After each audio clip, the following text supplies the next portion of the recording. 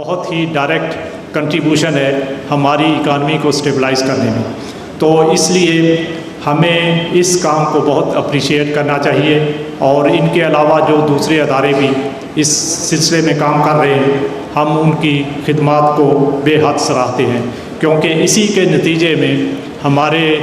جو ریمیٹنسز ہیں، جو کہ باہر سے پیسہ آتا ہے، جو ہمارے فری لینسرز جو اس وقت جو زر مبادلہ کما رہے ہیں، تو میں سمجھتا ہوں کہ اس کی وجہ سے ہی ہمارا بیلنس آف پیمنٹ جو ہے وہ کافی اسٹیبلائز ہوا ہے،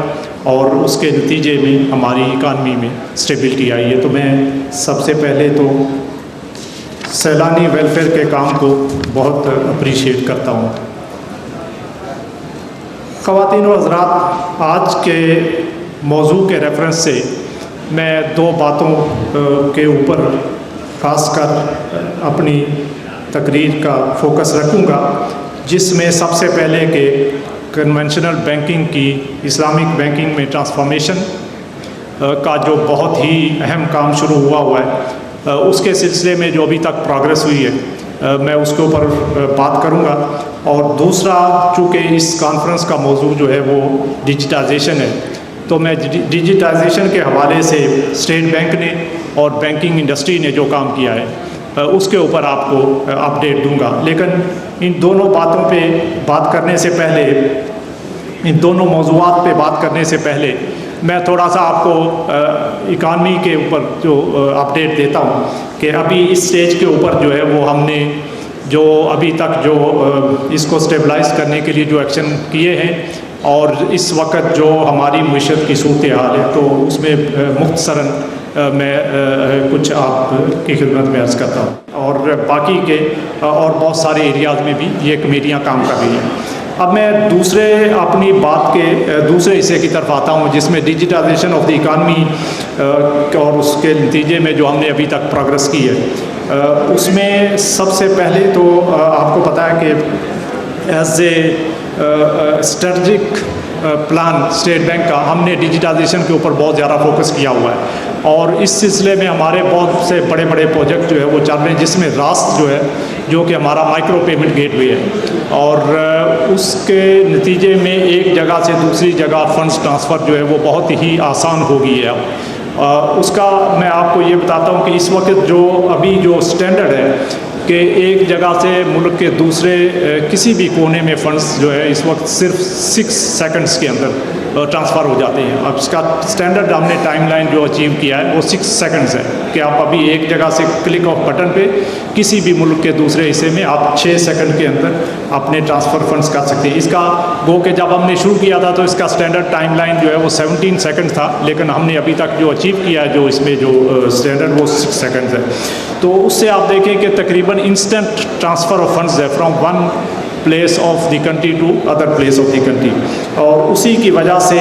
جو ہمارا جو ڈیجیٹائزیشن کا پروسیس ہے وہ تیزی سے جو ہے وہ آگے بڑھ رہا ہے، اور اس میں ہماری ڈیجیٹل ٹرانزیکشن جو ہے اس میں بہت ہی نمایاں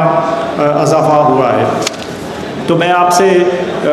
جو 2-4 جو نمبر شیئر کرتا ہوں کہ اسٹیٹ بینک کے پالیسی انٹرونشنز اور انیشیٹو کے نتیجے میں ماضی قریب میں نیشنل پیمنٹ ایکو سسٹم میں نمایاں ترقی ہوئی ہے۔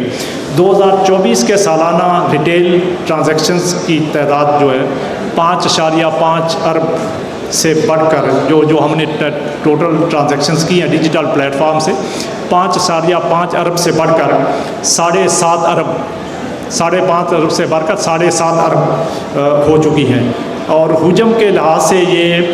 38% سالانہ گروتھ ہے، ایک سال کے اندر 38% گروتھ ہوا ہے۔ جبکہ مالیت کے لحاظ سے ہماری ریٹیل ٹرانزیکشنز جو ہیں وہ اس میں 13% جو ویلیو ہے اس کی، اس میں 13% جو ہے وہ اضافہ ہوا ہے، اور یہ 495 ٹریلین روپے سے بڑھ کر 559 ٹریلین 559 ٹریلین روپیز جو ہے وہ ہو چکی ہیں۔ اور اس کے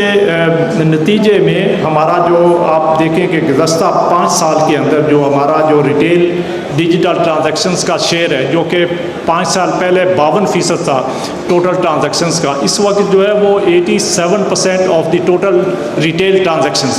87% of total retail transactions are taking place in digital forms. तो ये मैं समझता हूँ कि बहुत बड़ा तकरीबन अभी जितनी ट्रांजैक्शंस हमारे यहाँ रिटेल में हो रही हैं उसका 87% जो है वो डिजिटल मोड्स के ज़रिए हो रहा है और इंशाल्लाह हम इसको बहुत जल्द जो है इसमें मज़ीद भी इजाफा करने की पूरी कोशिश कर रहे हैं। हम इंडस्ट्री के साथ मिलके और कॉरपोरेट सेक्टर के साथ और दूसरे स्टेक होल्डर्स के साथ मिलके काम कर रहे हैं, जिसमें बैंक्स का, हमारे जो ब्रांचलेस बैंकिंग के जो वॉलेट्स हैं उनका, और हमारी जो इलेक्ट्रॉनिक मनी इंस्टीट्यूशंस हैं उनका, और इस तरह दूसरे हमारे जो अदारे हैं उनका बहुत, मैं समझता हूँ कि इसमें बहुत अहम किरदार है और उसी के नतीजे में ये सारी जो है वो प्रोग्रेस मुमकिन हुई है। जो और इसमें स्टेट बैंक ऑफ पाकिस्तान ने अभी रिसेंटली एक नेशनल फाइनेंशियल इंक्लूजन स्ट्रेटजी दी है। ये 5 साल की स्ट्रेटजी है और इसका पर्पज़ ये है कि हमने डिजिटाइजेशन के प्रोसेस को मज़ीद आगे बढ़ाना है और 5 साल का ये पीरियड जब कंप्लीट होगा तो हम देखना चाहते हैं कि आप उस पीरियड के आखिर तक हम अपनी ट्रांजैक्शंस को कोशिश करेंगे कि इंशाल्लाह मुकम्मल तौर पे डिजिटाइज करें। और इसका सबसे बड़ा फ़ायदा जो है वो डॉक्यूमेंटेशन ऑफ इकानमी में होगा, साथ साथ जो हमारे जो कस्टमर्स हैं, पब्लिक जो है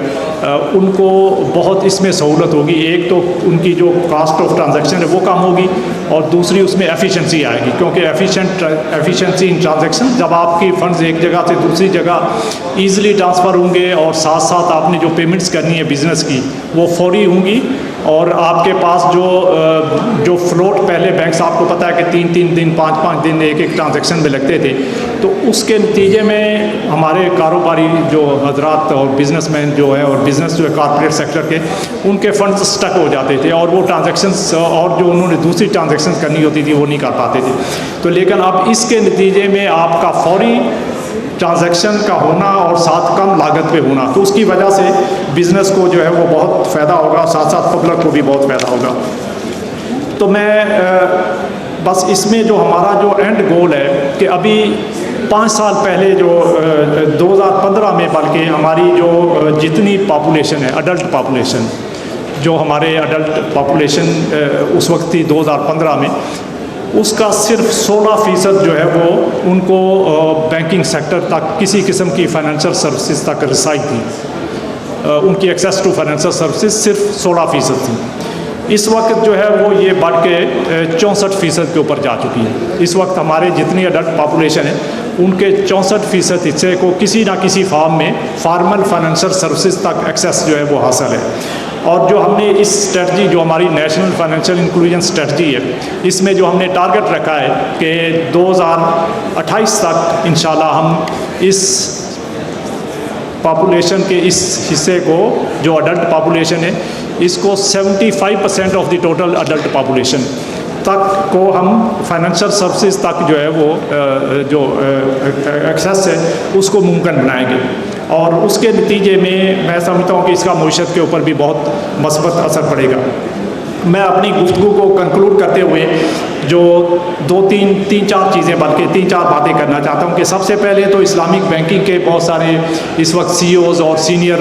बैंकर्स मौजूद हैं की तवज्जो ख़ासकर मबजूल कराना चाहता हूँ कि हमारे जो प्रायोरिटी सेक्टर्स हैं, जिसमें कि SME सेक्टर है, जिसमें हमारा एग्रीकल्चर सेक्टर है, जिसमें हाउसिंग सेक्टर है, जिसमें माइक्रो हमारी एंटरप्राइजेज़ हैं, तो इनको फाइनेंशियल सर्विसेज तक एक्सेस और इनको फाइनेंसिंग मुहैया करने के लिए हमें जो है वो ख़ासकर इसमें जो हमारे जो इस्लामिक बैंकिंग इंडस्ट्री है उनका बहुत, मैं समझता हूँ कि अहम किरदार है और उनको इस एक्सेस को मुमकिन बनाने के लिए जो भी एक्शंस रिक्वायर्ड हैं वो करने चाहिए, ताकि हमारे जो प्रायोरिटी एरियाज़ हैं उनकी फाइनेंशियल सर्विसेज तक एक्सेस को मुमकिन बनाया जा सके। दूसरे नंबर पे इस्लामिक बैंकिंग इंस्टीट्यूशंस को अपनी आउटरीच बढ़ाने के लिए बहुत सारे इक़दाम करने की ज़रूरत है, ताकि और ख़ासकर नई प्रोडक्ट एंड सर्विसेज और वो भी शरिया कंप्लायंट प्रोडक्ट्स एंड सर्विसेज लेके आने की ज़रूरत है, ताकि वो जो हमारे जो बिज़नेस कम्युनिटी है और जो हमारे दूसरे स्टेक होल्डर्स हैं उनकी जो फाइनेंसिंग रिक्वायरमेंट्स जो है वो उनको ऐसी प्रोडक्ट मुहैया की जाए जो कि उनकी रिक्वायरमेंट्स को पूरा करते हों। تو اس پہ میں سمجھتا ہوں کہ بہت کام کرنے کی ہماری انڈسٹری کو ضرورت ہے، اور اس سلسلے میں ہم اسٹیٹ بینک کی طرف سے بھی جو سپورٹ ریکوائرڈ ہے وہ ہمیشہ پرووائڈ کرنے کے لیے تیار رہتے ہیں، تاکہ جو ہمارے اسٹیک ہولڈرز ہیں ان کی ریکوائرمنٹس کو پورا کیا جا سکے۔ تیسرے نمبر پہ میں سمجھتا ہوں کہ سیلانی ویلفیئر ٹرسٹ جیسے ادارے اور اس طرح کے جو دوسرے ادارے ہیں